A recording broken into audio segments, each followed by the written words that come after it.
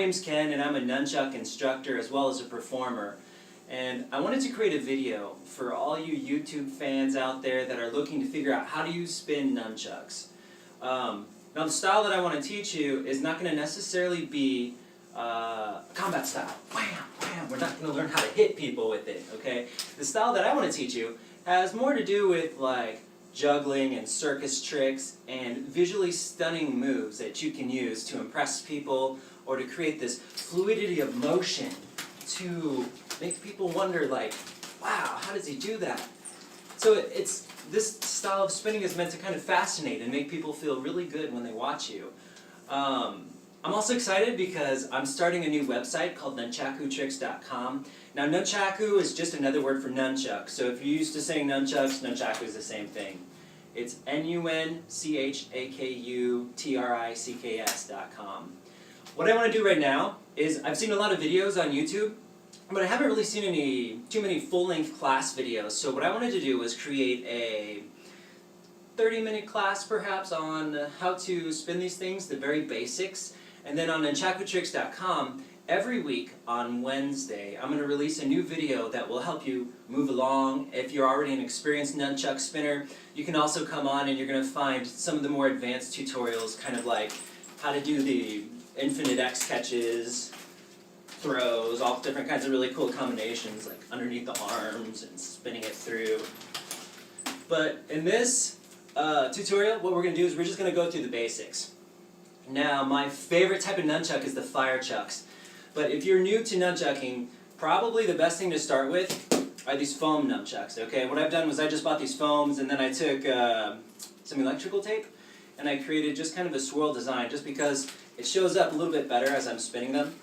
Kind of creates a little bit more of an illusionary pattern than if it was just a standard nunchuck. There's all different kinds. You can start with oak.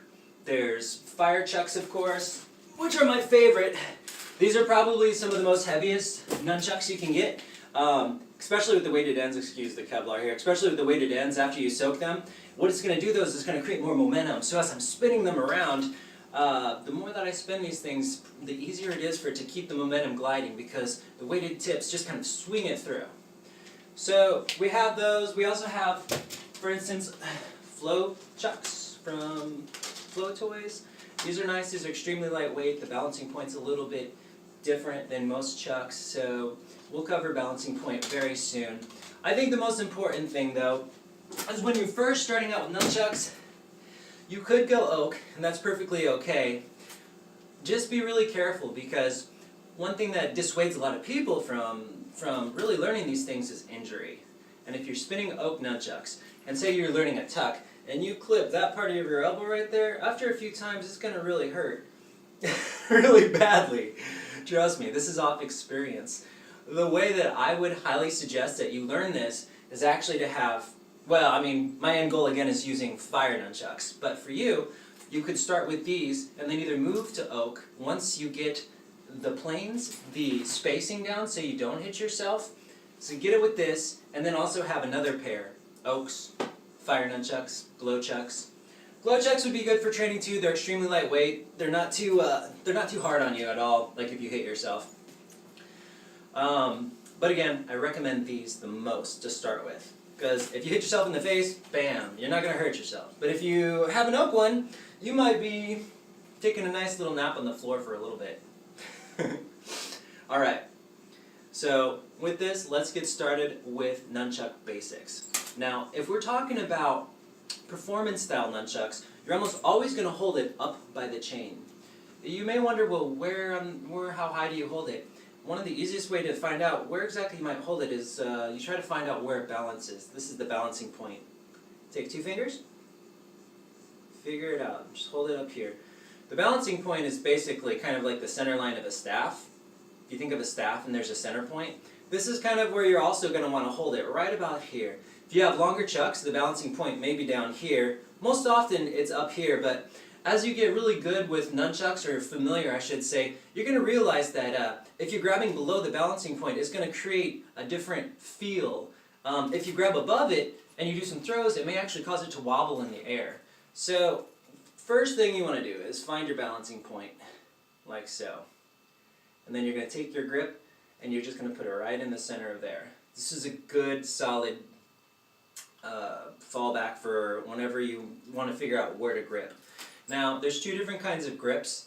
We're going to just like get straight into the techniques because I think that's the most fun, and even like a little bit of tips, but I definitely want to cover this here. This is called a front grip. The easiest way to tell is the front grip, if you stick your thumb up, it's going to point towards the chain, okay?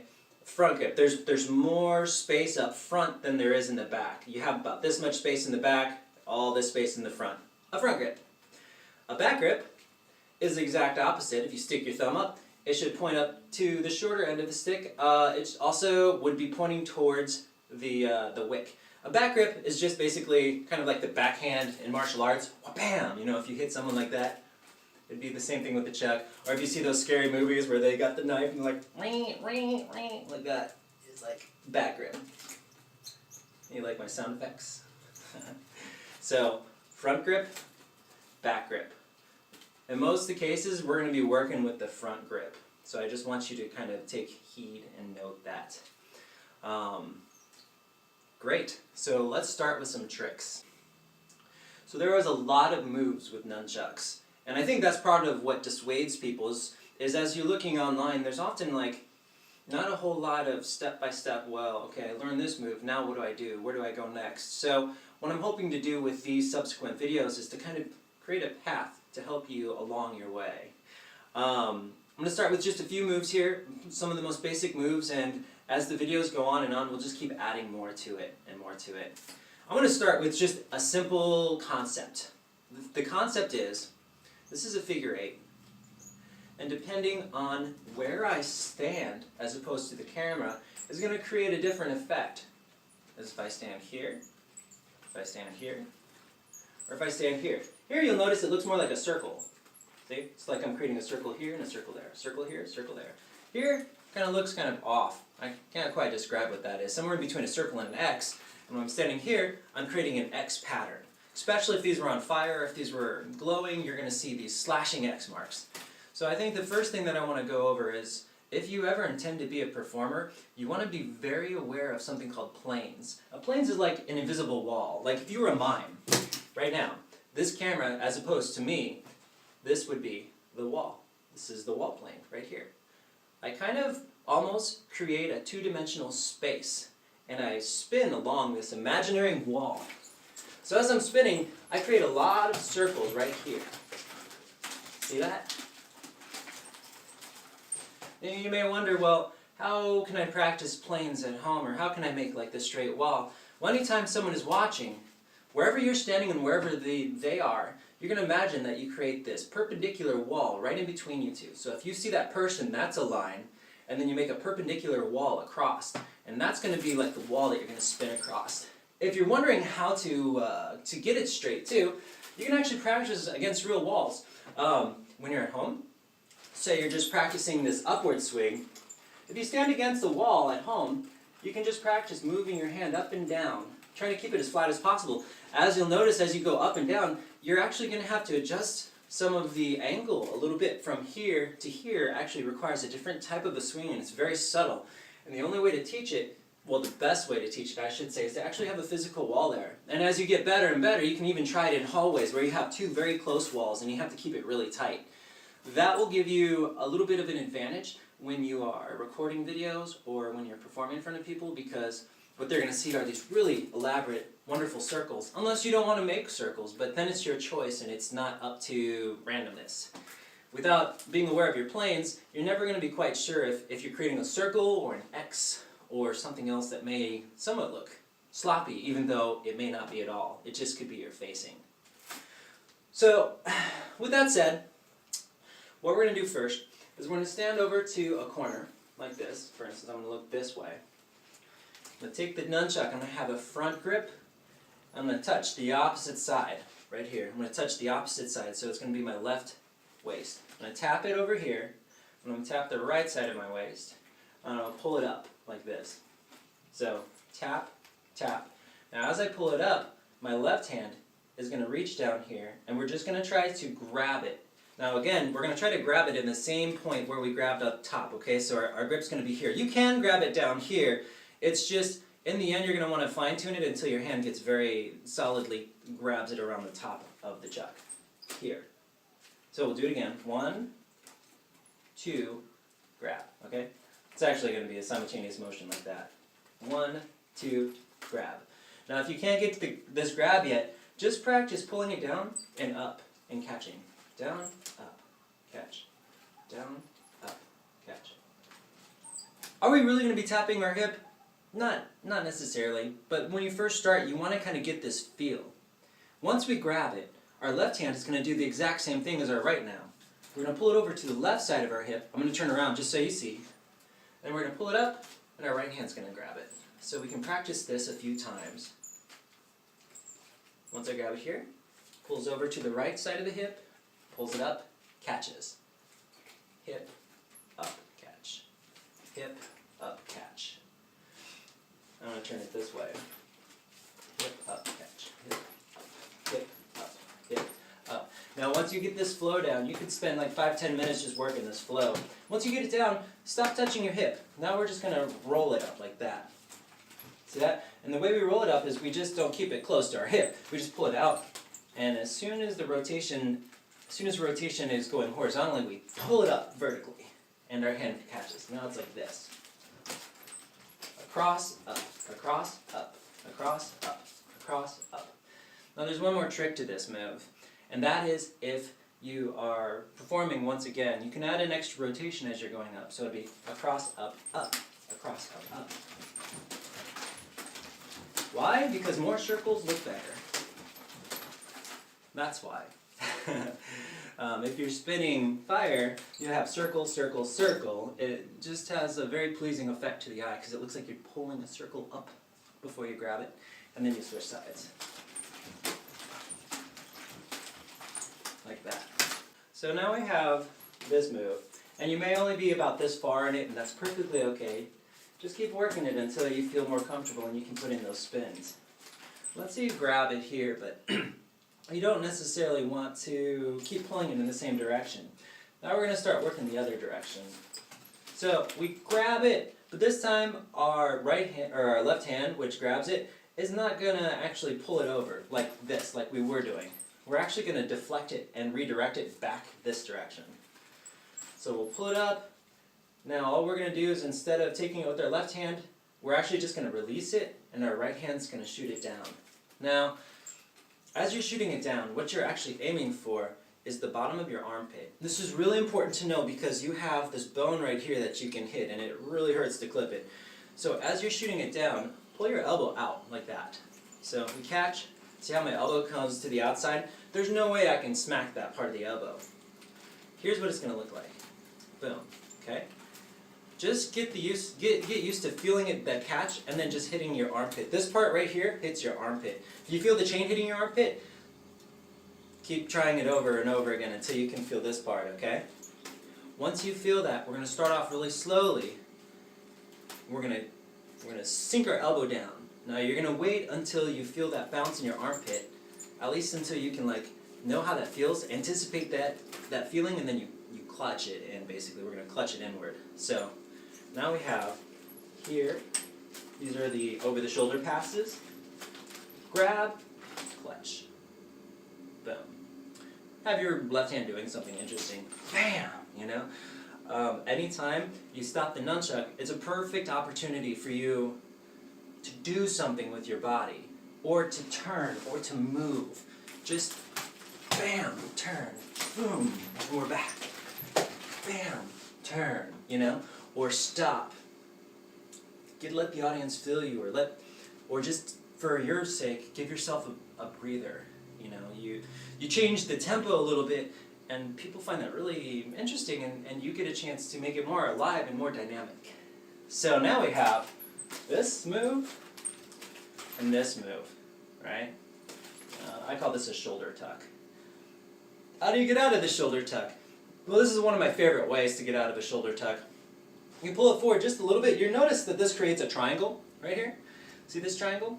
Your left hand is actually reaching inside of the triangle, and as you're slightly sliding it out, you're going to open up your armpit, let it clear, and it's going to push out like this. From here, we can go into something called figure eights, which we'll get into in a second, super easy. Or we can just pull it back out into a clutch, or a tuck. Clutches, tucks, I call them the same. Here's another interesting thing. You can practice both sides. So as you start coming out of this, you can shoot it up, go into a figure eight, and catch it with the other side. And do the exact same thing. Take your left hand and push it through. Left hand, push through, move, push through, catch, move, catch, catch, like so. Okay, so when I describe nunchucks, I usually like to say that you create like these patterns, okay? There's something called figure eights, and usually the figure eights go to the outside, to your left and to your right. And usually in the center are going to be more like rips and very circular centered movements that requires hand transitions. But once you go to the outside, it's more like a weavy figure eight X patterns. Doesn't always necessarily require two hands at all. That, and then we're in here and we're going to start working just like different hand transfers. And once we're back out here again, it's usually one hand doing some sort of figure eight. So keep that kind of theory in mind that we're going to create, if we were not to have nunchucks, we're creating big circles here. This one is kind of weaving. You're going to have two circles here, this side and this side. When we come back here, we have these two circles back here again. And we come here, it's just that one circle weaving back and forth between the front and the back. Figure eight is simply, if you take your arm and you just make a big long circle, it's pretty simple, a figure eight. You're basically making like a horizontal eight with your arm. Now there's also a circle that goes behind you this way, like so. As you can notice, think of it like a clock, okay? And every time we hit, let's see, every time we're here and we hit 12 o'clock, it's gonna pull over to the other side of our body. Once we hit 12 o'clock, pulls over to this side of the body. 12 o'clock, pulls over to this side. 12 o'clock. So just practice that. Every time you hit 12 o'clock, pull it over like you're slashing a sword. I'll stand this direction so you can see. Once we hit 12 o'clock, we're pulling it over to the other side of our body. 12 o'clock slash. Eventually you'll just be making these slashes, and it looks like an infinity sign or a sideways 8. That's exactly what you want. Now tighten it a little bit, like this. By the way, you will be burning yourself if you use fire nunchucks like this, because the fire would be like right underneath your arm. So that's when you start working something called wrist rolls, which is something that we'll be working on a little bit later. Here, here, here, here. Now we're going to stop, and we're going to turn it around, and we're going to do it on the other side. Slash, slash, slash, slash. We're missing a couple things, but that's okay. Right now we're working on the outside, these 2 points, the wings as I like to call it. We haven't worked the center yet, but we'll get to that soon. Now, we've got one that's slashing downwards like this at 12 o'clock. If you do the reverse, if your arm's moving in the opposite direction, it's going to be moving up at 6 o'clock and you're slashing upwards. Before, see how we're slashing downwards? If you're doing the reverse figure eight, it's slashing upwards like this. Up. So every time it hits 6 o'clock, it slashes up. 6 o'clock, up. So it looks like this. Or if we're going this direction, okay, for this direction, up, up, up. Now as you can see, there's a circle here and a circle here, and it's just crossing between these two circles, right? Every time we hit 6 o'clock, it pulls up, 6 o'clock, pulls up, 6 o'clock, pulls up, 6 o'clock, pulls up. Here's an interesting thing. If we pull it up at 6 o'clock, and once we hit 12 o'clock, we can turn 180 degrees, okay? And then we can reverse it. Let that sit for a second, okay? So what I'm saying is if I'm doing reverse here, we're going up at 6 o'clock. The moment I hit 12 o'clock, I can turn this direction, and now I'll do a regular figure eight at 12 o'clock. It'll move perfectly. So, I'm going in reverse. Every time I hit 6 o'clock, you know, I'm pulling over to the other side. There's 6 o'clock, pulling it over. Boom, we're at 12 o'clock. I can turn 180 degrees and just start working the forwards. Boom, boom. The opposite is true as well. If I'm crossing over at 12 o'clock while doing my regular figure eight, the moment I hit 6 o'clock, I can turn 180 degrees and go back to the reverse. This should give me This should give me access to both of these points while skipping the center point, okay? Which is going to be the next thing that we're going to get into.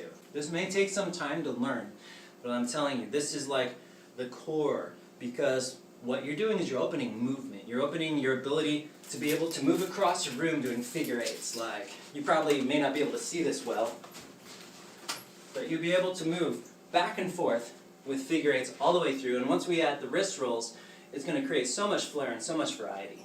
Okay. So we got that basic concept down. You're going to want to be doing your figure eights to the outside, to your left and to your right. Now, none of these are hard set rules. These are just rules to help you get along, to kind of give you a foundation. You can break these rules anytime. If you do, though, I would say use a camera and explore and see where it takes you. All right. There's a couple more things I want to go over for this class before we end. One is going to be the wrist roll. The wrist roll is probably one of the most important things in nunchucks. There's 4 different kinds. Okay, there's 2 that are very popular, and then there's 2 that are slightly a little bit more difficult, but definitely you'll want to learn in the future. The most important ones that you're going to want to learn is the front to back and the back to front. And basically, all that means is a front to back wrist roll starts in a front grip, and we roll it, and then we roll it into a back grip. And vice versa, you're in a back grip, you roll it, and you're into a front grip. So, you're going front to back, or back to front. Of course, the other 2, which we'll get into later, is a back to back and a front to front, which is basically, let me just demonstrate. Here's a front to back, here's a back to front.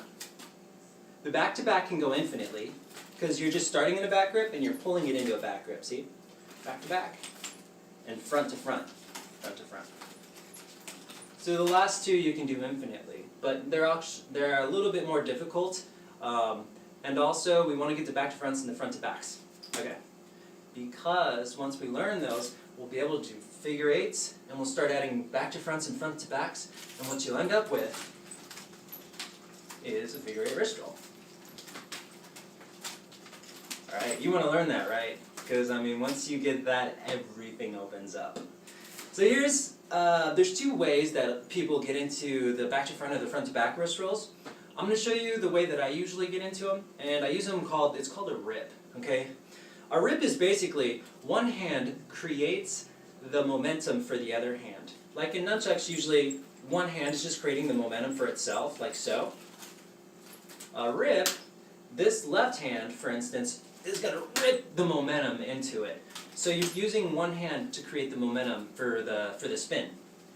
So the back of your fist, to do a rip, you want the back of your fist, one, to be pointed up towards the sky, or your ceiling, and the back of your fist of the other should be pointed down towards the floor, like this. So here's ceiling, floor. The one that's pointed towards the floor, we're just going to pull it up, like this. Okay, this is step 1. You should see the chain go across the back of your fist, like that. Okay? Try it again. This one that's pointed towards the floor crosses the back of your fist.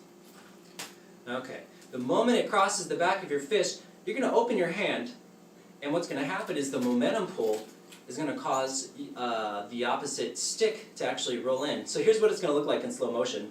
I'm going to open my hand, and this stick is going to roll right into my hand, and I'm going to close it. From here, all I do is I twist my wrist 180 degrees, like this. Step 1.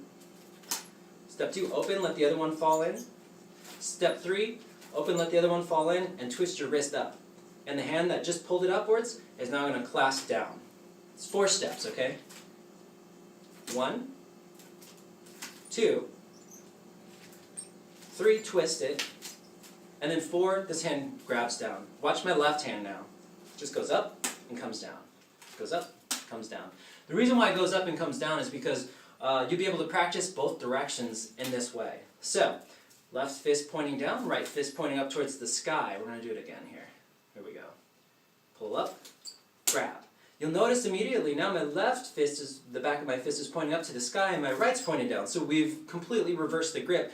So now it's turn for the right hand to do the same, and you want to start off again by just pulling the chain. Make sure you can pull the chain right over the back of the fist. And back. Back of the fist and back. Step 2, we're going to back of the fist and grab it, like that. Okay? So we're going to do it again, back of the fist and grab it. This is probably the hardest part. I will say, like most people when they do the wrist roll at first, they reach for it, don't reach for it. Let the chuck spin in your hand. There should be practically no movement. If I'm holding the chuck like this, here's what it looks like. Oftentimes what I see though is this. They're reaching for the chuck. They think the chuck is actually going to end up somewhere else, but it's not, because the chain's wrapping across the back of your fist. It's actually, if we were to just hold it very still, you're going to see that this part will naturally fall on this part of the hand. What happens to a lot of beginners is they reach for it, they slide, they don't think that this part of the chuck is going to naturally fall into their hand. The moment it slides in their hand, they're going to have, what's going to happen is the chuck is either not going to like look straight like a stick, it may be like kind of awkwardly shaped, or it may just fly out of their hands. So don't reach for it, just open and close. Open, close. Just watch how straight this hand is. See how straight it is? It doesn't reach for it, otherwise the chances are you're going to actually throw off what it's intending to do. Kind of a leap of faith. Have a leap of faith. Do it on both sides. Left, right. Left, right. These are called rips. Guess what? You can take your rips, and once you're done with the rip, you can go into your figure eights. So we'll do our figure eights here. Boom. We'll have to like bounce it sometimes, and then we can go to our rips. Like so. And then we're going to roll back, do our figure eights. Back to rips, back to rips, back to rips. Now, sometimes you can't, you'll grab it, like as you're doing a forward figure eight to your right, and if you grab it and both hands are facing up towards the sky, that's still perfectly alright. You can choose a hand and rip it up and you'll still have the same effect. Just make sure that your hand rotates over and grabs it again. To cover the other back to front and front to back, you don't use the other hand, you just spin it in a circle like this. I call this a circular spin. Essentially what you're going to do is you're going to move your hand in the way of the chain. Once it's about 12 o'clock, you're going to move your hand in the way of the chain and it's going to do a wrist roll automatically. So look, like that. The only problem with this move that I find is it's kind of tricky to keep the momentum going. Like with the rips, it stops and you can redirect. In this one, you have to find a way to redirect, and we haven't quite gotten to the figure eight wrist roll yet. So what you can do is, once your hand goes up to 12 o'clock and you do the roll, see if you can just keep it spinning like that. And then try it with the other hand. Once it's about 12 o'clock, your hand opens, kind of moves slightly into the way, like this. Right now my hand's this way. Opens, grabs, then we're going to spin it backwards. Once you're in back grip, you're going to have to reverse it, okay? Here's what I mean. If we're doing a front grip here, and we're going counterclockwise with right hand clockwise, we do the roll, we have to stop it for a second, and then we have to redirect it in order to go back. Like that. With rips, we didn't really have to do much because the hand grabs it and it automatically redirects it. But with these one-handed ones, which you may find easier, some people find rips easier, some people find this easier. It's totally up to you, whichever one works best for you. But essentially what you're going to want to do is be able to roll it through your wrist, both hands, both directions. And next video, maybe we can get into the figure eight wrist rolls. That'd be great. So again, right now, just practice your figure eights here, rotate it, figure eight here. As we're doing a reverse figure eight, we can bring this into effect. Boom, boom, boom, catch, clutch, boom, hand goes through, boom, and all of a sudden we're doing our figure eights again, and we can move with it, boom, boom, catch, rip, rip, rip. That's all we got right now. But as you can see, it's like we've got a really good foundation to start with, and we are going to build off that like crazy, and you're going to end up with all these really awesome combos. Now, if you have any more questions, please feel free to send me a message. My name is Ken Hill, of course. Visit the website, www.nunchakutricks.com. It's going to be your resource to learning these things from beginner to advanced. And again, send me a message, drop me a line, let me know what you think. Happy chucking.